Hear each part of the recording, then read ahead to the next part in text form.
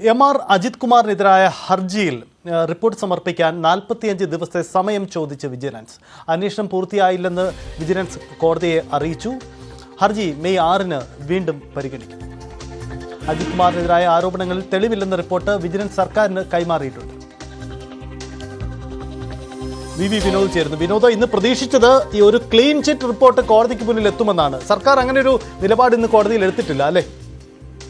അങ്ങനെ തന്നെയാണ്. കഴിഞ്ഞ ദിവസം വിജിലൻസ് അന്വേഷണ സംഘം സർക്കാരിന് ഈ റിപ്പോർട്ട് കൈമാറിയിരുന്നു. എന്നാൽ കോടതിയിൽ ഇന്ന് ഒരു പേജുള്ള ഒരു മറുപടിയാണ് നൽകിയത്. ഇതിൽ പറയുന്നത് 45 ദിവസത്തെ സമയം വേണം, അന്വേഷണം പൂർണ്ണമായും പൂർത്തിയായിട്ടില്ല എന്ന കാര്യമാണ്. റിപ്പോർട്ട് സർക്കാരിന് സമർപ്പിക്കുകയും കോടതിയിൽ മറ്റൊരു നിലപാട് സ്വീകരിക്കുകയും ചെയ്തിരിക്കുന്നു. എം.ആർ. അജിത് കുമാറിനെ സംബന്ധിച്ച് ഈ ക്ലീൻ ചിറ്റ് വളരെ പ്രധാനപ്പെട്ട കാര്യമാണ്. കാരണം ഏപ്രിൽ 15-ന് മുൻപാണ് ഈ പുതിയ പോലീസ് മേധാവി സംബന്ധിച്ച പട്ടിക കേന്ദ്രത്തിന് കൈമാറേണ്ടത്. അത് 6 പേരുടെ അടങ്ങുന്ന പട്ടികയാണ്. അതിൽ എം.ആർ. അജിത് കുമാറുമുണ്ട്. പക്ഷെ ഇപ്പോഴത്തെ വിജിലൻസ് ചോദിച്ച സമയം വെച്ചാണെങ്കിൽ മെയ് 6 വരെ ആണ് കാലാവധി വരുന്നത്. അതായത് ഒരുപക്ഷെ ഈ പട്ടിക പോകുമ്പോൾ ഇനി ഈ കേസ് പരിഗണിക്കുന്നത് അതിനും അടുത്ത മാസമാണ്. അപ്പോൾ ഈ ഒരു വിജിലൻസിന്റെ ക്ലീൻ ചിറ്റ് അല്ലെങ്കിൽ വിജിലൻസിന്റെ സർട്ടിഫിക്കറ്റ് അജിത് കുമാറിന് കിട്ടുന്ന കാര്യത്തിൽ ഒരു അവ്യക്തത നിലനിൽക്കുന്നുണ്ട്.